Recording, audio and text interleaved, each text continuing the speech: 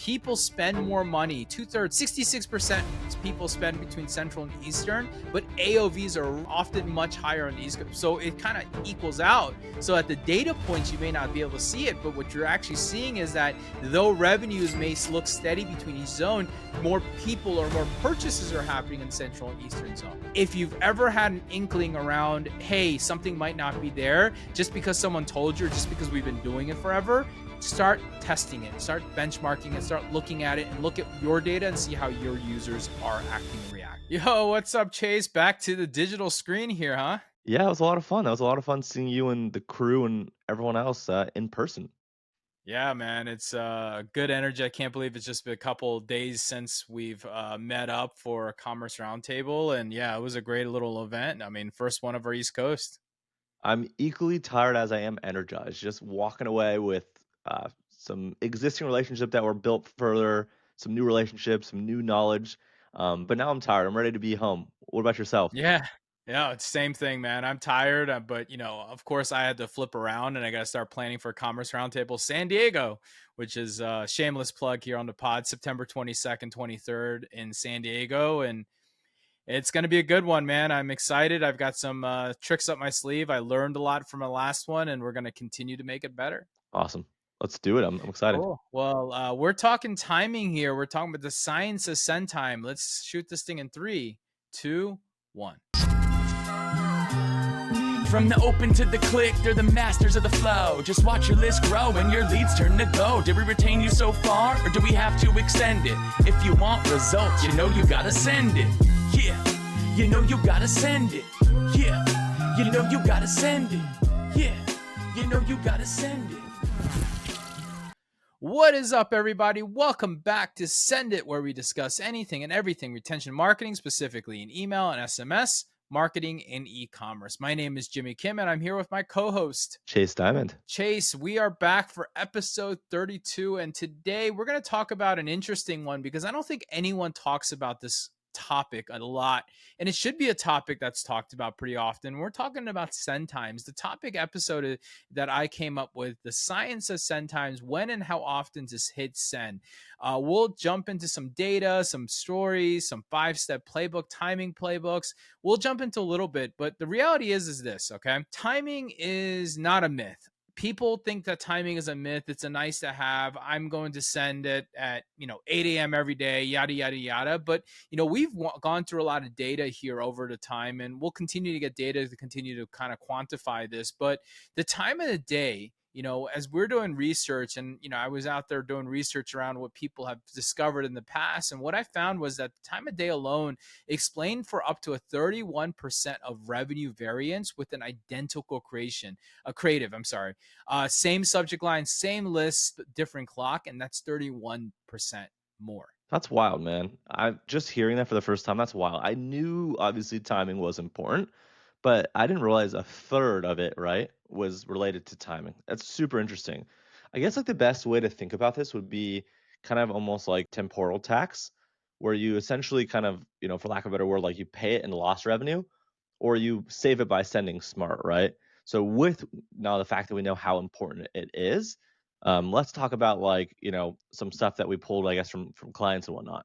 So with a client, we have some data that I'm looking at right now. So we moved their Sunday newsletter. They normally went out at Sunday at 6 a.m. and now it goes at 8 p.m. So instead of like first thing in the morning on Sunday when people are probably sleeping in, hungover, God knows what they're doing at that time, right? Now it's in the evening. They've got kids. They put their kids to sleep. They're kind of winding down. People are starting to think about Monday morning. Dude, that type of a thing. Opens dipped, right? So opens dipped a little bit. Opens dipped by 4 points. I know that sounds bad, and that's not really setting up where I'm going, but that's just the beginning. The good side, though, is the click to purchase actually increased by 42% because subscribers, as I was kind of alluding to, were couch scrolling, right? They were, maybe watching a new preview of a show. Depending on the time of year, maybe they're on commercial on a NBA game or an NFL game or an NHL game, right?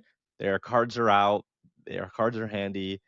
and they're kind of just bored. They're just chilling, bored, trying to get some time to pass by. Yeah, that makes a lot of sense actually, as people are more in the zone of looking to make a decision as opposed to just getting alerted or just kind of checking their emails in the morning that might happen. In fact, when you think about SMS, I think SMS is even louder when this stuff, the data shows that people will open a text within 2 minutes, right? Think about that, 2 minutes.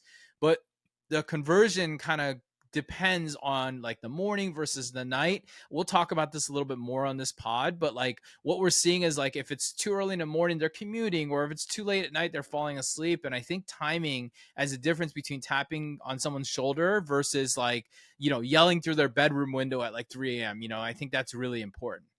Yeah, for sure. And I guess like the best kind of parallel would be like we all talk about like content being king and how important content is. And obviously, right, there's non-negotiable for that. It is really true. But send time happens to be the gatekeeper, right? Send time is basically the ability of whether you get someone to do the action that you want them to do at a higher likelihood or not. So essentially, like what you should do is you should pull your kind of last 90-day revenue report by hour and do this obviously in Excel. And who knows, maybe even ChatGPT can do something like this and analyze the data. It's wild what it can actually do. And you're going to actually kind of see the highs and the lows. It gets very spiky, right? So some of them are going to be kind of like skyscrapers, and some of them are going to be really flat. And you're going to find really weird, odd places where it spikes and kind of other places where it dips.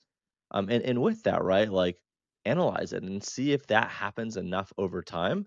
Then right, you should adjust it to 8 a.m. or 8 p.m. or whatever that might be. So with this, right, like as a Orange County guy, right, think about it as a tide table for surfers, right, where you want to ride the kind of the perfect wave with the perfect tide. If you ride the perfect wave with the perfect tide, you just wipe out, right? And the same is kind of applicable with email, where a great creative, a great email, has all the bells and the whistles at 8 a.m. Monday might just be another phone board in the sea of kind of meeting agenda notes, right? Monday morning, people are just coming back. You probably shouldn't hit them with an early morning email. You probably want to wait if you're sending on Monday until later. Actually, you know, I, we're recording this on a Monday. I just sent my newsletter like 15 minutes ago, like 2 p.m. I waited till kind of more at the end of the day when people were getting through their inbox, getting caught up, and I wanted to hit them with it. Yeah, dude, that makes me think about something that I can kind of tell everybody. And I think this is a really interesting way of starting to think about this if you want to start leaning into this and start realizing that send times are really important. I mean, basically inside your ESP, whatever it might be, like OmniSend, for example, go over to your send times, right? And look at the color coding of when people are engaging and opening and all that stuff. And basically take a screenshot, print it out, do something like that, and actually post it on your wall. I don't know about you, but most of us all have these like walls and different things where like you've got things that are like quick reminders. And I would say that, coupon codes are important. And I think that that's always kind of like the topic that people ask about. But instead of like, I have a campaign meeting and I'm like, what's my coupon code? It should be really like, when are you sending? That's always a good question to start kind of the meeting us ultimately. Yeah, 100%. I think it's best to just build out the checklist, right? Obviously, you want to have the coupon code built out, but the timing, the day, all those types of things are super important.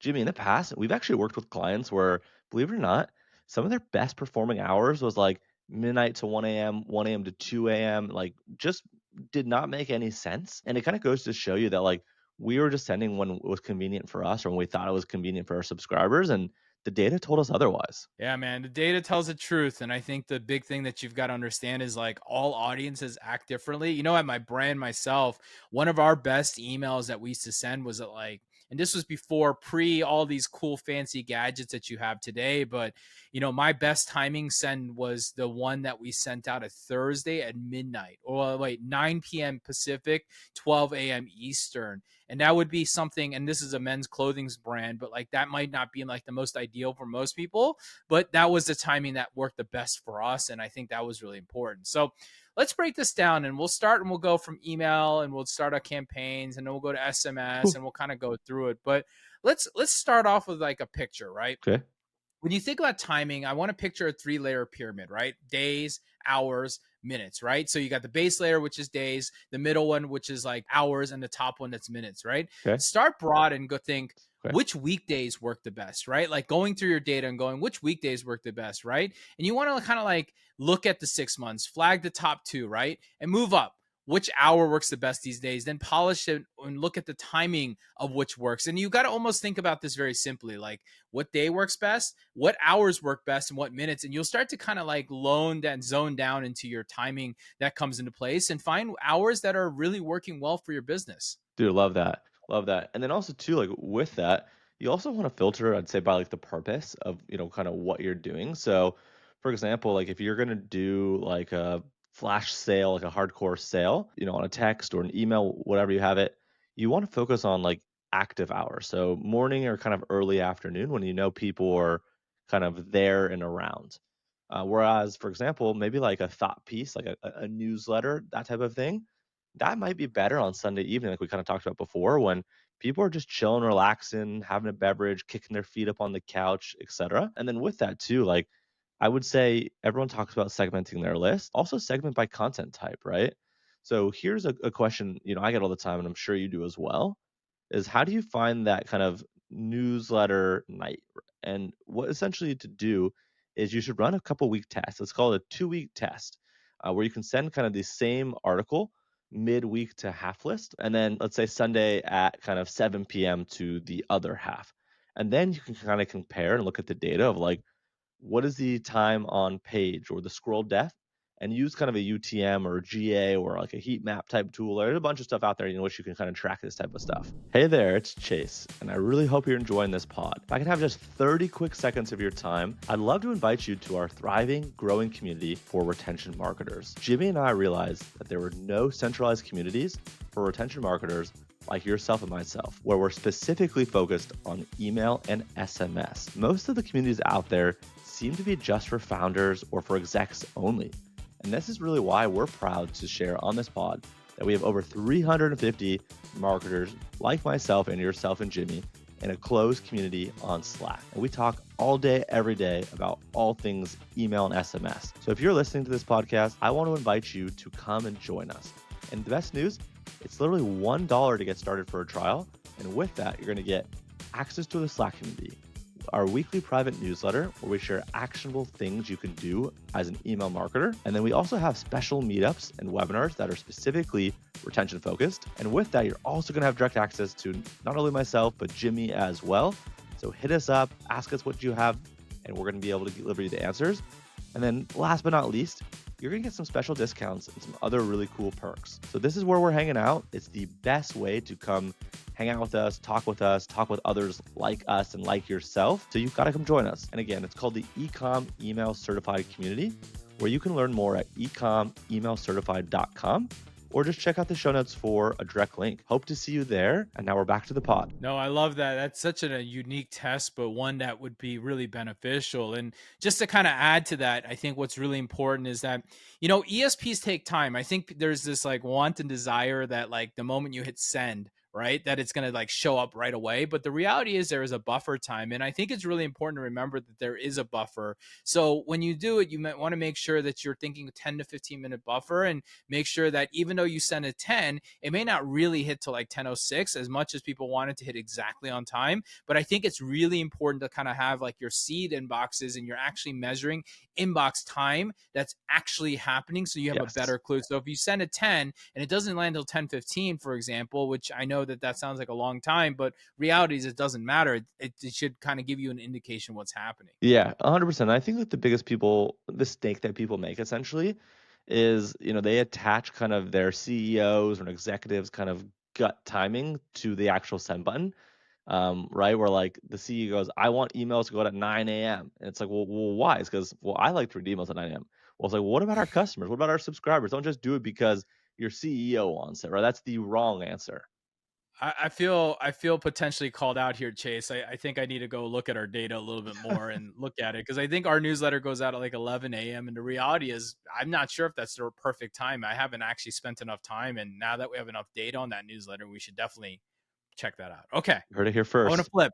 Yes, we're going to go work on it. What about SMS campaigns? You know what I mean? Like texts have zero like scroll buffer, right? They're like front screen like intrusions. They show up, it's a privilege. We know we tell people to choose wisely, but the reality is there is a timing part to it. What are your thoughts? Yeah, I'd say like a couple areas to kind of focus on, a couple times to kind of hone in on at least initially, and then let the data do the talking. Is people's morning commute, and obviously, right, some of the commute is no longer commute, but essentially, when people at home might be kind of itching for a break in that morning, right? Again, kind of like that morning kind of break to go on a walk or I don't know, just scroll social.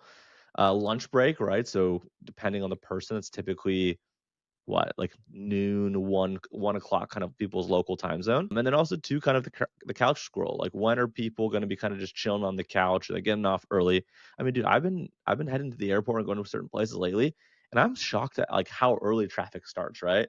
So most people think that people get off at 5. I think a lot of people are getting off at like 3:30, 4 o'clock these days. And with that, like when you test these out, pick and kind of pull the click percentage by hour and see which of those kind of buckets that I mentioned, the morning commute, the lunch break, or kind of the afternoon kind of couch scroll tends to be the best. And if you're not sure, just run a split test. So I'd go like Monday, Tuesday, Wednesday, or Wednesday, Thursday, Friday for 3 weeks in a row. Pick like kind of the same consistent days, the same consistent times, and during each session, just see kind of what happens. And within a month, you're going to see some kind of clear winner. I don't know which one it's going to be for you, but there's going to be some winner that shows in the data. No, I like that. And I think timing is really important because even if you think about it and you're like talking about like an 8 p.m. send, for example, which is like the last minute you can really send, a lot of those, if you start building like that engagement tier, what you'll notice is this. Look, VIPs, people who love your brand, loyalists that are, then they don't mind getting a late text because Yeah. they've signaled that they don't mind. They love you. They want to enjoy you. But everyone else, definitely you need to stay within that whole like daylight window because texts are super intimate and you don't want to overstep your boundaries. And dude, one thing I actually was just thinking about that I don't think a lot of people factor in is when did someone sign up? Did they sign up at 8 a.m. in the morning? Did they sign up That's at a good 8 one. p.m. at night? Yeah.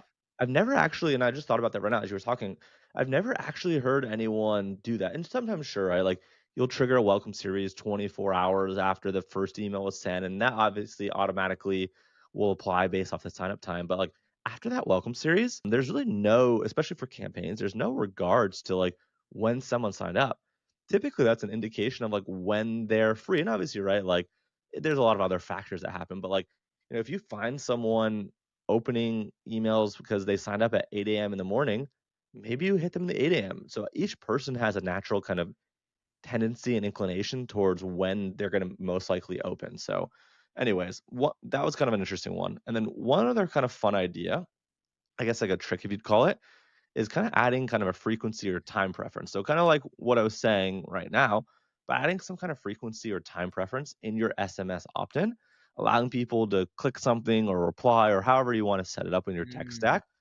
I prefer daytime, I prefer morning, I prefer afternoon, I prefer evening, that type of a thing. That will allow you to collect the data kind of like I'm talking about as well. That's going to help you reduce getting people to hopefully opt out because you're sending it to them when hopefully they're most engaged and least stressed. Yeah, that's a good one. I like that. I mean, getting first party data from the user and simply asking them when they want to text, that's actually gold if you think about it, because I don't think anyone does that. And, I kind of look at the SMSs that I'm subscribed to and they just kind of send them anytime, any day. And there's like no rhyme or reason, but you could ultimately just let them know when you want to. I mean, I'm a morning guy too, and I prefer things like not too early in the morning. I want to like, maybe like 10 a.m., 11 a.m. in the morning because that's when I'm more active. In the morning, I'm just like kind of checking through and scrolling through stuff. So that kind of checks out when you think about timing.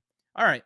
This is good. Let's talk about automations because that's another part of it. So you've got email campaigns, SMS campaigns, and now you got automations because there's a science to that too, I think, right? To start, right? We all understand this. You want to aim for that first like sub 2 minute, almost immediately after some sign up, you want to get them an email or an SMS out. But make sure that you are not letting that take too long. If your tech program doesn't it takes too long with your tech product, whatever you might be, your ESP, you probably need to take a look at something like OmniSend, something that's a lot faster, and you want to Yeah. be able to get that, whatever. Because if you wait like 30 minutes, I think like you've really lost a chunk of the people, curiosity, and different things that come into place. Yeah, 100%. And I'd say like you might have talked about this before. I haven't seen a lot of people talk about this, but in terms of recommendations, like add what's called like a spacing chart. So essentially, multiply the product consideration time by zero point 0.5 for the first reminder. So for example, let's say like an average, kind of cart to checkout lag in Google Analytics might show 4 hours, right? So the first cart email at 2 hours hits before the typical drop off. So essentially, right, like you see the data, kind of where there's the biggest engagement, where there's the biggest take rate, and then kind of where the biggest drop off occurs, and try to get your messages out before that drop off happens, right? You either send it and you capture the attention, or you're just going to be ignored. And don't forget, like, with all of these types of things, you want to build kind of into the logic, kind of a skip if purchase branch. So the flows don't look kind of clueless and like you're just spamming people with stuff that they've already purchased. It's definitely annoying. So to further elaborate and make that super crystal clear, because I think it's important. So if someone buys after, let's say, your abandoned cart email 1, pause them receiving any subsequent emails, 2, 3, 4, etc., and then put them into the post purchase. And I think that's fairly straightforward for us marketers, but a lot of first time folks don't really get that right. And you just end up annoying people, and you kind of bother them with stuff that like they've already converted on, which makes it look a little silly. So anyways, that's Yeah, kind of a quick and you're tip. Hey, okay. I'm disrupting the pod for just a quick 60-second break and a quick little shout out to our title sponsors of the podcast, OmniSend. Okay, for those that don't know, OmniSend is an all-in-one email and SMS marketing automation platform specifically designed for e-commerce brands. They make it super easy to engage with customers, drive repeat sales, and create those seamless personal experiences we're always talking about. Here's 3 things I love about OmniSend. First and foremost, they're trusted by over 125,000 e-commerce merchants worldwide that absolutely love them. With a 4.8 rating star with over 6,000 reviews on the Shopify App Store, it's an obvious choice for your email, SMS, and push needs. Secondly, I love great customer support. And OmniSend, they're absolutely nailing it. They're responsive, their help docs are great, and their team is absolutely fantastic. And third, they have great features and better pricing. Pricing matters just as much as features, and OmniSend, you're going to get both of those. And they have all the features you need for your store, and their pricing is absolutely fantastic. In fact, recently I just heard a story about 2 community members that made the switch. One reduced his price from $8,500 to $3,500, which is huge, but even bigger, that $3,500 included SMS, which is absolutely wild. Then another agency I just recently talked to, they just switched their entire client base over, and he's been saving his clients anywhere from 30 to 60% off their bill, which is allowing them to take that money and reinvest it on the top of the funnel so they can make more ads and make more money. OmniSend nails these 3 things that I care most about: great support, great features, and fair pricing. Plus, I just helped Chase make the move to OmniSend with his own personal email list, and their migration was super easy. They even have a team to help you support you, and they have a great automated tool to bring your contacts right over. So if you're looking to take your email marketing to the next level, I highly recommend checking out OmniSend. They got the tools, the automation, the expertise to help your brands grow and thrive. Head over to omnisend.com/send it to learn more and start scaling your customer engagement today. Now let them know Chase and Jimmy sent you. Now let's get back to the pod. I mean, that's a good little, it's like basic 101, but at the same time, man, you're right. Like, we have a wide variety of listeners. So if you're listening to this and it's just such a simple thought, but if you don't have something like this set up, you need to have some type of filter or settings set up that is checking before it's making that send. Because yeah, dude, there's nothing worse than when you're like, sending, and this still happens even with big companies where you'll make a purchase and then you'll still get this like post purchase. I just had this happen with a furniture company. I bought my kid a bed and I literally made the purchase right there. And within like an hour, I got one of those like, are you still looking? And I was like, what do you mean I'm looking? I already purchased. I even have a post-purchase email from you guys. And I was kind of shocked, but even the largest companies still make issues like that. All right. With that, I do have a hot tip because I think that this is something that marketers fail at often. Marketers tend to collect email, they collect SMS, and they work on different things. But depending on what your business is trying to kind of create with the primary channel, the worst thing you can do is to double tap someone at the same time. I'm not a proponent of that. I really think you need to stagger it. So if your email is in, for me, I would always lean on email first, but if email is the number 1 for that pop-up and then that's at minute 0, I would be hitting that as soon as possible. And then I would stagger SMS about like 30 minutes or something like that, because you really want that second channel to act like a lift, not an echo, right? You don't want it to hit at the same time because then you don't get the actual power of having both those channels, and it's already hard enough getting both channels. Trying to get them to hit the same time is not doing you a service. All right, let's flip into a little bit more into timing, because Okay. I think that there's a lot of topics that come into this stuff, right? Look, 2/3 of U.S. ecom revenue still comes from Central Eastern, yet West Coast AOV runs higher. This is USA data, which is really Okay. interesting to kind of hear about, right? East Coast and Central tends to buy more online, where West Coast tends to spend more, Hmm. and so they probably balance out. But one of the things that people don't do enough about is segmenting by time zone, which lets you lean into those prime times of the groups, right?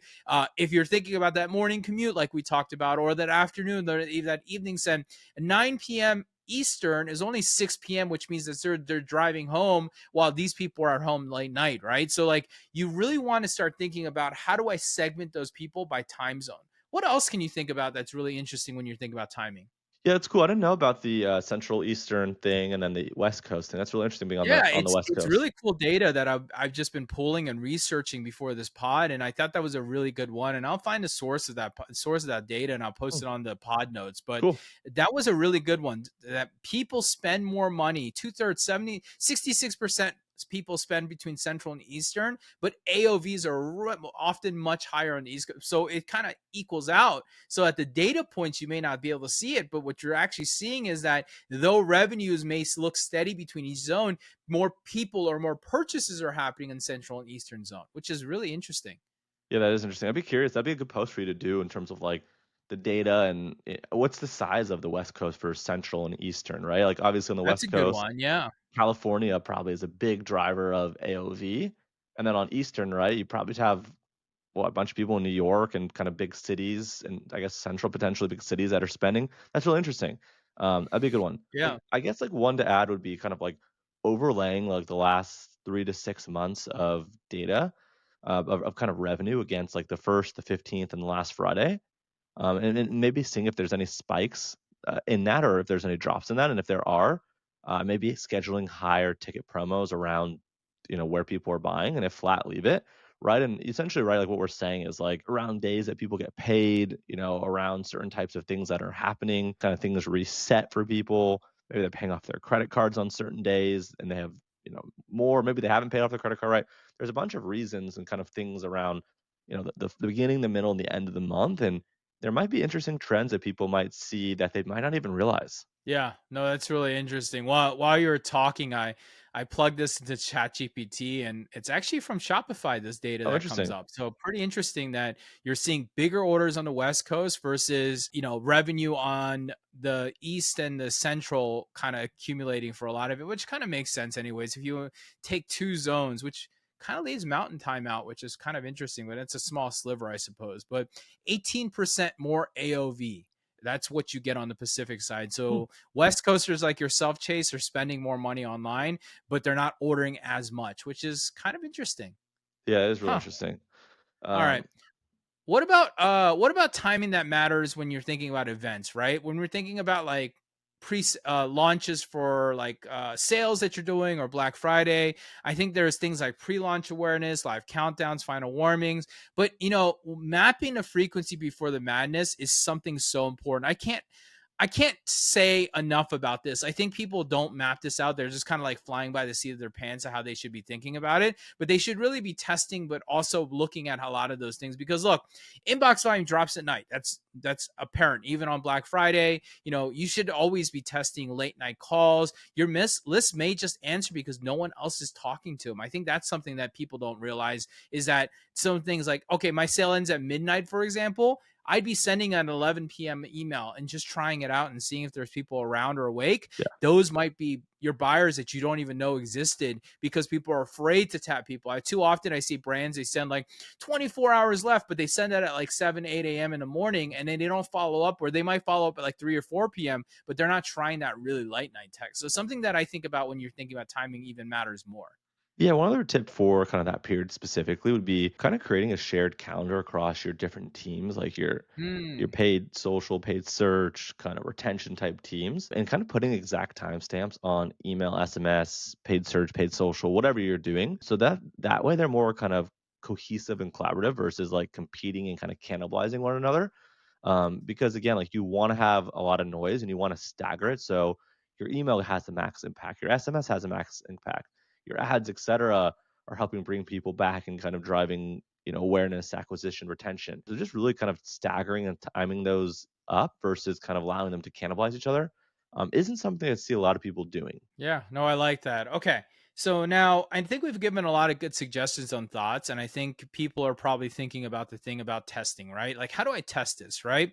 Look, I think the simplicity of testing is this, right? You should at least run a time based test every month, right? I think you should keep a simple doc and say, here's my segment sizes, here's what I saw over there, and keep looking at that data point month in, month out, especially depending on your frequency. If you're only sending a couple emails a month, that's how you should be looking at it. If you're Mhm. sending more frequently, I'd be testing it probably weekly, ultimately, trying to stay in front of it and just continue testing out different things because these little data points, though, might not be big. In the beginning of this pod, we talked about this, that there's a 30% difference in, a brand that would send between an 8 a.m. versus like a 9 or 10 p.m. at night. You need to figure out when your audience is awake. And one of my tricks that I've looked at, which I thought was really interesting, is if you go on like your Instagram or your social media page, a lot of the Instagram ones, if you go look at your post and you look at the analytics of the post, you can actually see a chart of when people are engaging with your Instagram post itself too. And sometimes you'll see like, oh, it's really early in the morning or really late at night. It's really a nice way to kind of look at that timing around there and try to echo that within your and test it and see what happens. And the more data points you get, the better you're going to be able to guide your strategy and start making adjustments. Because again, you may learn you got a late night brand like apparel, for example. I know for a fact, at least for most apparel brands, I always recommend a later in the afternoon, evening blast, because that's when people are more inclined to make those purchases. They don't wake up in the morning and go, I want to buy this dress or this suit. They wake up at night. They're up at night and they're thinking about their long-term plans. They're thinking about a wedding this weekend or whatever it might be, or this party that I'm going to in a couple of weeks. That impulse fires off quite differently in the evening. Hey, it's Chase, taking just 30 seconds of your time because I found something game changing for e commerce marketers and agencies. If you happen to be drowning in retention marketing tasks, we have a solution for you. It's AI. There's an AI strategist, AI segmentation, AI email builder. It's called Rayleon, and this is the platform that helps marketers like myself and yourself create everything from emails to custom segmentation based on your data and your email marketing strategy. I mean, imagine getting everything from an audit to campaign planning in just a handful of clicks and in under 5 minutes. Their AI handles everything from segmentation to strategy and creating on-brand copy that actually converts. Brands using Rayon save about 50% of their retention marketing time and see an average of 3x ROI. Yes, you're going to save time and make more money. Talk about a no-brainer. And this is really why brands like Coast, Ginger Milk, and Life Pro trust them and really utilize them and start recommending them to everyone. So head to rayleon.io, that's RALEON.io, for a 3-month email AI segmentation playbook in just 60 seconds. Yes, it's 100% free to try, and this will be the best 5 minutes you spend today, I promise. Rayleon.io, let them know that myself and Jimmy sent you, and we're now back to the pod. Yeah, dude, 100%. And then to kind of add to that, I would say like aim for kind of 90% confidence. So if your list is tiny, consider doing kind of rolling tests, collecting multiple sends until you reach like some kind of sample size that you feel like has validity. And then also using unsubscribes, right, as kind of a moral compass. So if you see a lot of unsubs, if you see kind of spikes in certain things, back off a little bit, even if clicks look good. So just be mindful of what's happening, whether your data set is large or small. Obviously, the larger your data set, the quicker you're able to get this feedback loop. So for smaller people, start looking for, I guess, some indication of what's happening before you're 3 or 6 months in running the same test. Yeah, I love that. Okay, look, we're gonna wrap this thing up. We're gonna do a little action plan, but Okay. some of the interesting points of timing that when I went off and like researched and also started questioning and asking around, it came up to this, right? Number one, you think about the Monday morning pileup. I think that's Yeah. something you should avoid, right? You're promo fighting with bills, bosses, work, Yeah. kids, whatever it might be. So Mondays, you're sending in the afternoon for a reason, that probably Yes. is right because people do not have time to look at it in the morning. That's good for us to kind of think about too. Number two is holidays, right? I think holidays are really interesting, especially some of the major ones. Maybe some of like the President's Day and stuff, no big deal because a lot of people are working and doing like normal activity. But when you think about holidays, man, like people are not only flooding the holidays, but also those holidays tend to be times when people aren't checking their phones or their emails, right? That's Yes. another one that we think about. Another one that people I think are failing at is they're only sending these blasts one time over a 24-hour period. They're not sending reminders, they're not sending second chances. That's another fail point that I kind of understand. The one that we mentioned earlier was a big one, the time zone blindness, right? East Coast midnight is Pacific time prime time. Yes, we should send something at prime time for the East Coast, but don't blend that with your East Coast timing. And the last thing is really letting those benchmarks replace our observations. I think too many people, and we often fall for this too, because I know I do. We look at best practice, we look at broad data, and we don't actually know what the data looks like on ourselves. So the biggest thing that I take away from all of this is very simple. If you've ever had an inkling around, hey, something might not be there just because someone told you, or just because we've been doing it forever, start testing it, start benchmarking it, start looking at it and look at your data and see how your users are acting and reacting. All right, Love it. Chase, I feel like we got like 5 solid steps out of today's pod here. So let's create an action plan. What are the 5 things we kind of created? I know you've been taking notes. Yeah, so the first one that we did was audit the past 3 months. So audit the past 90 days and plot revenue by send hour. So map midweek, 10 a.m. email, late morning SMS. So that's number one. Number two is pick one new send time test each month to run and just really try to figure out, is it going to be what you already have, or is the current thing better than what you've got? The next one is number three. So trigger flows promptly. Again, as you mentioned before, I think with the welcome series, for example, if you're not sending it within minutes and you're waiting north of 30 minutes, you're going to lose a lot of people, right? So make sure that you're looking at your data and you can see where things ebb and flow in terms of when you lose people for specific emails, and make sure that you're always sending prior to that point of friction. Number four would be kind of segment or kind of auto localize by time zone to make sure that you are getting people emails and text messages when they're most receptive, not when you're most receptive. And the last one is track kind of these opt outs with every timing change to see, sure, some stuff might go up. And if other things go down, are they the things that you need to go up first down? Are the positives going up and the negatives going down, or vice versa? And then I'd say lastly, like, shout out to our sponsor, Raelion. They are an AI company that is fantastic. We stand by them. We vouch for them. They can really help you create plenty of creative around this. And you combine that with Omnisend, kind of the ESP of choice for e-commerce, you'll always be optimizing. I like that, man. Those are great 5 steps when it comes to audit, test times, trigger, and make sure your triggers, your automations are good, segment local time zones, and make sure you're tracking opt out with time zone changes and kind of trend lining that. Pretty simple, man. And sometimes that's all it really takes. And that's what it's kind of interesting with it, right? In the beginning of this pod, we kind of mentioned the 30% difference. Imagine this. Imagine whatever you're doing, literally by changing one thing, your send times, that you increase your revenue by 30%. Jesus, man, like Crazy. that's such a small idea, but it's such a monumental change. And again, to your point, and I know you've had this plenty of times, and I've had this plenty of time with my clients. People just pick send times because they kind of like by gut, like this is what I should do, or this is what I want to do. People don't spend time testing this, and I think that's why we wanted to do a whole pod on this. Just there's a science behind it, and we should be focused on it. Yes, 100%. All right, cool. Well, with that, dude, this is a wrap. Episode 32, the science of send time, when and how often to hit send. If you enjoyed this pod, make sure you subscribe, follow, leave us a rating on your favorite podcast platform, and you can follow our show on X, LinkedIn, IG, TikTok, etc. Look, there's a few ways to connect with us. First and foremost, Chase, if they want to connect with you personally, where can they find you? Most platforms, Chase Diamond, no A in Diamond. Yeah, and you can find me on X and LinkedIn. That's where you'll find me, even though I'm going to start working on some other channels too to get more social in the market.